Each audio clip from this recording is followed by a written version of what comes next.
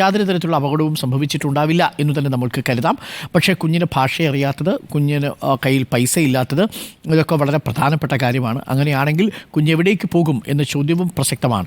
സഹോദരൻ ഉള്ളത് ചെന്നൈയിലാണ്. സഹോദരൻ്റെ നമ്പർ കുഞ്ഞിനറിയാം, പക്ഷേ അവിടേക്ക് വിളിച്ചിട്ടില്ല. അച്ഛൻ്റെ നമ്പർ കുഞ്ഞിന് കാണാപ്പാഠമാണ്, അവിടേക്കും ഈ കുഞ്ഞ് വിളിച്ചിട്ടില്ല. മാത്രവുമല്ല, വീട്ടുകാർ നിന്ന് പിണങ്ങിപ്പോകുന്ന കുഞ്ഞായതുകൊണ്ട് തന്നെ അങ്ങനെ വിളിക്കുന്നതിൽ ബുദ്ധിമുട്ടുണ്ടാവും. പക്ഷേ രാത്രിയിൽ ഉറങ്ങാൻ കഴിയാതിരിക്കുമ്പോൾ, വിശന്നിരിക്കുമ്പോൾ, അരക്ഷിതമായൊരു സാഹചര്യത്തിലാകുമ്പോൾ കുഞ്ഞ് സ്വാഭാവികമായും ഈ നമ്പറിൽ വിളിക്കേണ്ടതാണ്. പക്ഷേ ഭാഷ അറിയാത്തതുകൊണ്ടും അപരിചിതരുമായി അങ്ങനെ ഇടപഴകി സമ്പർക്കമില്ലാത്തതുകൊണ്ടും കുഞ്ഞ് ഒരുപക്ഷെ ഫോൺ ചെയ്തിട്ടുണ്ടാവില്ല. അതാണിപ്പോൾ നമ്മൾ എത്തിച്ചേർന്നിരിക്കുന്ന ഏറ്റവും ഒടുവിലത്തെ നിഗമനം. കുഞ്ഞെവിടെ എന്ന ചോദ്യത്തിന് കന്യാകുമാരിയിലുണ്ട്, എവിടെ എന്നുള്ളതിൻ്റെ സൂക്ഷ്മ അന്വേഷണത്തിലേക്കാണ് ഇപ്പോൾ പോലീസ് കടന്നിരിക്കുന്നത്. നമുക്ക് ഒരിക്കൽ കൂടി സുനിഷ ഏലൂരിലേക്കൊന്ന് പോകാം. സുനിഷ, രണ്ടു കാര്യങ്ങൾ നമുക്ക് അവിടെ നിന്ന് ചോദിച്ചറിയാൻ പറ്റിയാൽ നന്നായിരിക്കും. ഒന്ന്, ഈ കുഞ്ഞ് പൊതുവെ അങ്ങനെ അവിടെയുള്ള സഹപ്രായക്കാരായ കുട്ടികളോടും ഇടപഴകുന്ന ശീലമുള്ളൊരു കുഞ്ഞായിരുന്നില്ല എന്ന് മനസ്സിലാക്കുന്നു. കുഞ്ഞ് 2 മാസമേ ആയിട്ടുള്ളൂ ഈ കഴക്കൂട്ടം ഭാഗത്തെത്തിയിട്ട് കുടുംബസമേതം. അതുകൊണ്ട് തന്നെ മലയാള ഭാഷയും കാര്യമായി വശമില്ല, തമിഴും അറിയില്ല. ആകെ അറിയുന്നത് ഹിന്ദിയും പിന്നെ ആസാം ഭാഷയുമാണ് എന്നാണ് മനസ്സിലാക്കുന്നത്. കുഞ്ഞിൻ്റെ കയ്യിൽ മറ്റു പണവും ഉണ്ടാവാനുള്ള സാധ്യതയില്ലെന്നും മനസ്സിലാക്കുന്നു. ഈ കാര്യങ്ങളൊക്കെ ശരിയല്ലേ സുനിഷ? അതെ അരുൺ, തീർച്ചയായിട്ടും ശരിയാണ്. ഈ പറഞ്ഞതുപോലെ വന്നിട്ട് 2 മാസം മാത്രമേ ആയിട്ടുള്ളൂ. അതുകൊണ്ട് തന്നെ അസാം ഭാഷ ഒഴികെ മറ്റൊരു ഭാഷയും കുട്ടിക്ക് അറിയില്ല എന്നത് തന്നെയാണ് ഇവർ പറഞ്ഞത്. നേരത്തെ ഹെഡ് മാസ്റ്റർ അടക്കം സംസാരിച്ചപ്പോഴും മലയാളം അറിയില്ല എന്നത്, തീർത്തും പറയുന്നത് കേട്ടാലോ അല്ലെങ്കിൽ പറയാനോ പോലും കുഞ്ഞിന് കൃത്യമായി അറിയില്ല എന്നത് തന്നെയാണ് പ്രധാനപ്പെട്ട കാര്യം. മറ്റൊരു കാര്യം, ഈ പറഞ്ഞതുപോലെ കുഞ്ഞിൻ്റെ കയ്യിൽ പണം ഉണ്ടായിരുന്നില്ല എന്നതാണ്. ഏതായാലും ഇവർ പറയുന്നത് ഈ പ്രശ്നം വന്നതിന് ശേഷമാണ്, അതായത് കുഞ്ഞ് പോയി എന്നറിയുന്നത് ഉച്ചയ്ക്ക് ഈ വീട്ടുകാർ ഇവിടെ എത്തിയതിന് ശേഷമാണ്. അതിനുശേഷമാണ് പരിശോധന നടത്തുന്നത്. കുഞ്ഞിൻ്റെ കയ്യിൽ 10-50 രൂപ മാത്രമേ ഉണ്ടാകൂ എന്നുള്ളതാണ് പ്രധാനപ്പെട്ട കാര്യം. അതുകൊണ്ട് തന്നെ ആ കാര്യത്തിലും ഏതായാലും കുടുംബം ഉറപ്പ് പറയുന്നുണ്ട് എന്നതാണ്. മറ്റൊരു കാര്യം, കൂടുതലായും മറ്റാരുമായും ഇടപഴകുന്ന കുട്ടി ആയിരുന്നില്ല എന്നുള്ളത് തന്നെയാണ്. കാരണം മറ്റു സുഹൃത്തുക്കളായി ഈ പറയുന്നത് പോലെ അനിയത്തിമാരുള്ളത് കൊണ്ട് തന്നെ അനിയത്തിമാരോടുള്ള സംസാരം അത്തരത്തിലുള്ള കാര്യങ്ങൾ തന്നെയായിരുന്നു. അതിനപ്പുറം മറ്റൊരു സുഹൃത്തുക്കൾ 2 മാസം മാത്രമേ ആയിട്ടുള്ളൂ, മറ്റൊരു സുഹൃത്തുക്കളുമായി ഒരു കമ്പനി ആകേണ്ട ഒരു സമയത്തിലേക്കൊന്നും എത്തിയിട്ടില്ല എന്നതും പ്രധാനപ്പെട്ടതാണ്. അതുകൊണ്ട് തന്നെ അത്തരത്തിൽ ഒരു കമ്പനിയോ സുഹൃത്ത് വലയങ്ങളോ ഒന്നും തന്നെ ഇവിടെ ഉണ്ടായിരുന്നില്ല എന്നതാണ്. ഏതായാലും അതുകൊണ്ട് തന്നെ കുഞ്ഞ് അധികം എല്ലാവരുമായും ഇടപഴകുന്നയാളുമല്ല. ഒരു പക്ഷേ ബബിതയടക്കം സംസാരിച്ചപ്പോഴും പറഞ്ഞിരുന്നത് കുഞ്ഞ് വളരെ മാറി നിൽക്കുന്ന, അല്ലെങ്കിൽ ഈ ഫോട്ടോ എടുക്കുന്ന കണ്ടപ്പോൾ തന്നെ ദേഷ്യപ്പെടുന്ന രീതിയിലേക്കൊക്കെ തോന്നി എന്ന കാര്യം ബബിതയടക്കം പറയുകയും ചെയ്തിരുന്നു. അതുപോലെ ഏതായാലും കൂടുതലായും ഈ കുടുംബവുമായി കൂടുതൽ ഇടപഴകുന്നതിലപ്പുറം മറ്റ് ഇടപഴകൽ ഉണ്ടാകുന്നില്ല എന്നത് തന്നെയാണ് ആ കുടുംബം പറയുകയും ചെയ്തത്. ഏതായാലും അരുൺ, നമുക്കിവിടെ നിന്ന് ലഭിക്കുന്ന ഒരു വിവരപ്രകാരം ഇവർക്ക് പോലീസ് ഇപ്പോൾ അല്പസമയം മുമ്പ് കഴക്കൂട്ടം അന്വേഷണ സംഘം ഇവിടെ എത്തിയിരുന്നു. അതിനുശേഷം ഇവരോട് കൂടുതൽ കാര്യങ്ങൾ ചോദിച്ചറിയുക എന്നതാണ്. നേരത്തെ ഈ കന്യാകുമാരിയിൽ ഉണ്ട് എന്നതടക്കമുള്ള കാര്യങ്ങൾ നേരത്തെ തന്നെ പോലീസ് വിളിച്ചറിയിച്ചിരുന്നു. ഒപ്പം തന്നെ ഈ ഫോട്ടോ അടക്കം ഇന്ന് പുലർച്ചെ അടക്കം ഈ ഫോട്ടോ കാണിച്ചതിന് ശേഷം സ്ഥിരീകരണം ഉണ്ടാകുന്നു. പിന്നാലെ തന്നെ ഒരു ശുഭ സൂചന പോലീസ് ഇവർക്ക് നൽകിയിട്ടുണ്ട് എന്നതാണ്. അതിനുശേഷമാണ് കുടുംബം ഇവിടെ എത്തുന്നത്. ശേഷം ഈ ഒരു സഹോദരൻ കൂടി ഈ പെൺകുട്ടിക്കുണ്ട്. ഈ സഹോദരൻ ചെന്നൈയിൽ ജോലി ചെയ്യുകയാണ്. അതുകൊണ്ട് തന്നെ സഹോദരൻ്റെ നമ്പർ അടക്കം ഏതെങ്കിലും രീതിയിൽ സഹോദരൻ്റെ അടുത്തേക്ക് എത്താൻ കഴിയുമെന്നുള്ള ഒരു തോന്നലിൻ്റെ പുറത്താണോ ഇത്തരത്തിൽ ട്രെയിൻ കയറിയത് എന്നൊരു സംശയം അന്വേഷണ സംഘത്തിനുണ്ട്. അതുകൊണ്ട് തന്നെ ഈ സഹോദരൻ്റെ നമ്പർ അടക്കം പോലീസ് ഇപ്പോൾ ശേഖരിച്ചിട്ടുണ്ട്. ഏതായാലും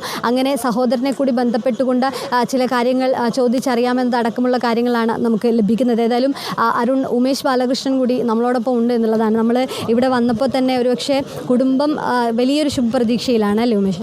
തീർച്ചയായും. ഞാൻ കുറച്ച് നേരം ഈ തിരക്കെല്ലാം ഒഴിഞ്ഞതിന് ശേഷം കുടുംബത്തോട് സംസാരിച്ചപ്പോൾ ഇതിൽ ചില പ്രശ്നങ്ങൾ, അതായത് ഇവിടെ വന്നതിന് ശേഷം ഇന്നലെ സംഭവിച്ചത്, രാവിലെ അമ്മ സ്കൂളിലേക്ക് പോയ ശേഷമാണ് ഇവിടെ കുട്ടികൾ തമ്മിൽ ചെറിയ തർക്കമുണ്ടാകുന്നത്. ഇളയ കുട്ടി തന്നെയാണ് ഈ ഫോൺ, കാരണം വീട്ടിൽ 2 ഫോൺ ഉണ്ടായിരുന്നു, അതിൽ ഒരു ഫോണിൽ അമ്മയെ വിളിച്ച് കാര്യം പറഞ്ഞ ശേഷം അമ്മയാണ് ആദ്യം തിരികെ ഇവിടെ വന്നു. അതായത് ഉച്ചയ്ക്കല്ല, അതിന് മുമ്പ് വന്നിട്ട് രണ്ടാമത്തെ കുട്ടിയെ, കാരണം ഇവർ തമ്മിലാണ് തർക്കമുണ്ടായത്. അതായത് മൂന്നാമത്തെ കുട്ടിയും രണ്ടാമത്തെ കുട്ടിയും തമ്മിൽ. അപ്പം മൂന്നാമത്തെ കുട്ടിയെ നേരെ സ്കൂളിലേക്ക് കൊണ്ടുപോയി. ആ സ്കൂളിലേക്ക് കൊണ്ടുപോയ ശേഷം ഇവിടെ ഉണ്ടായിരുന്നത് ഏറ്റവും ഇളയ കുട്ടിയും ഇപ്പോൾ നമ്മൾ കാണാതെ പോയ കുട്ടിയും മാത്രം.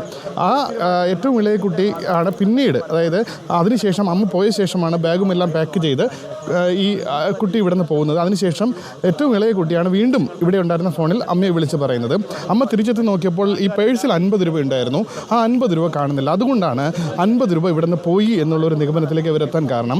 അതിൽ തന്നെ ഒരു പക്ഷേ ഈ പറഞ്ഞതുപോലെ ബസ്സിന് ടിക്കറ്റ് എടുത്തിട്ടുണ്ടാവും, അങ്ങനെയാണ് ബാക്കി 40 രൂപ കയ്യിലുണ്ടാകുമെന്ന് കരുതുന്നത്. നിലവിൽ എന്തായാലും കുട്ടിയുടെ ജ്യേഷ്ഠൻ ചെന്നൈയിലാണെന്ന് പറഞ്ഞു. അവിടേക്ക് പോകാനുള്ള സാധ്യത വളരെ കുറവാണ് എന്നാണ് പറയുന്നത്. കാരണം ഒരു വർഷം ഇവിടെ ചേട്ടൻ ഉണ്ടായിരുന്നു, തിരുവനന്തപുരത്ത് ഉണ്ടായിരുന്നു. പക്ഷേ ഈ രണ്ടാമത്തെ മകളും, അതായത് കാണാതെ പോയ മകളും ഈ മൂത്ത ചേട്ടനുമായിട്ട് കൂടുതൽ അങ്ങനെ ഫോണിൽ വിളിച്ച് സംസാരിക്കാറുന്ന ഒരു പരിചയമോ അത്തരമൊരു സൗഹൃദമോ ഒന്നും ഉണ്ടായിരുന്നില്ല എന്നാണ് ഈ പിതാവ് തന്നെ പറയുന്നത്. അപ്പോൾ ജ്യേഷ്ഠൻ്റെ അടുത്തേക്ക് പോകാനുള്ള സാധ്യത കുറവാണ്. അപ്പോൾ എന്തായാലും 5 മണിക്ക് കന്യാകുമാരിയിൽ വെച്ച് കണ്ടിട്ടുണ്ടെങ്കിൽ, കന്യാകുമാരിയിൽ വെച്ച് കണ്ടുള്ള മൊഴി കറക്റ്റാണെങ്കിൽ ആ കന്യാകുമാരി പരിസരത്ത് തന്നെ കാണാൻ സാധ്യതയാണ്. അതിനുശേഷം 8 മണിക്ക് മാത്രമേ വീണ്ടും കന്യാകുമാരിയിൽ നിന്ന് തിരികെയുള്ള ട്രെയിനുള്ളൂ. അതിന് പക്ഷേ പിന്നെ ഒരുപക്ഷെ നാഗർകോവിലിൽ നിന്നും പക്ഷേ തിരുവനന്തപുരത്തേക്ക് കുറച്ചുകൂടി ട്രെയിനുണ്ട്.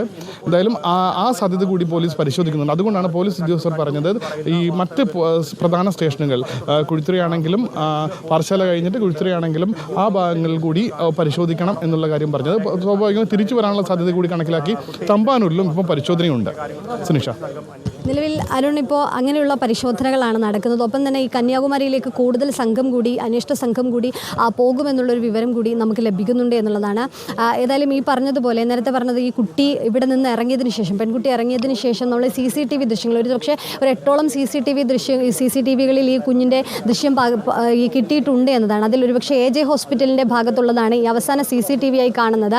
അവിടെ നിന്നാണ് ആ കുട്ടി തമ്പാനൂർ റെയിൽവേ സ്റ്റേഷനിലേക്ക് പോയിട്ടുണ്ടാവുക എന്ന നിഗമനത്തിലാണ് പോലീസ് ഉള്ളത്. നേരത്തെ ഇവർ ഇവിടെ വന്നതിന് ശേഷം, അതായത് അസാമിൽ നിന്നും തമ്പാനൂർ റെയിൽവേ സ്റ്റേഷനിൽ ട്രെയിൻ ഇറങ്ങിയതിന് ശേഷം ബസ്സിലായിരുന്നു ഈ ഇടത്തേക്ക് വന്നത് എന്നതാണ്. അതുകൊണ്ട് കുട്ടിക്ക് എങ്ങോട്ടാണ് ഈ റെയിൽവേ സ്റ്റേഷനിലേക്ക് പോകേണ്ട ഭാഗം എന്നത് അടക്കം അറിയാമായിരുന്നു എന്നൊരു സംശയം കൂടി, ഈ കാര്യം കൂടി ഏതായാലും കുടുംബം പറയുന്നുണ്ട്. കാരണം തമ്പാനൂർ റെയിൽവേ സ്റ്റേഷനിൽ ഇറങ്ങിയതിന് ശേഷമാണ് ഇവർ ഈ ബസ് കയറുന്നതും കഴക്കൂട്ടത്തേക്ക് എത്തുന്നതും. അതുകൊണ്ട് അത്തരത്തിലുള്ള കാര്യങ്ങൾ അറിയുന്നത് കൊണ്ടായിരിക്കാം ഈ കഴക്കൂട്ടത്ത് അവിടെ എത്തിയതിന് ശേഷം, ഈ AJ ഹോസ്പിറ്റൽ ജംഗ്ഷൻ്റെ അവിടെയുള്ള ബസ് സ്റ്റോപ്പിൽ എത്തിയതിന് ശേഷം കുഞ്ഞ് ഈ തമ്പാനൂർ ഭാഗത്തേക്ക് പോയത് എന്നതാണ് മനസ്സിലാക്കുന്നത്. അല്ലാതെ മലയാളം വായിക്കാനോ അല്ലെങ്കിൽ ചോദിച്ചറിയാനോ ഉള്ള പാകത്തിനുള്ള കാര്യങ്ങളൊന്നും ഈ കുട്ടിക്ക് അറിയില്ല എന്നതും പ്രധാനപ്പെട്ട കാര്യം തന്നെയാണ്. അതുകൊണ്ട് ഏതായാലും അങ്ങനെയാണ് തമ്പാനൂരിലേക്ക് എത്തുന്നത്. പ്രധാനമായും തമ്പാനൂരിൽ ഹിന്ദി മനസ്സിലാക്കും കുട്ടിക്ക്.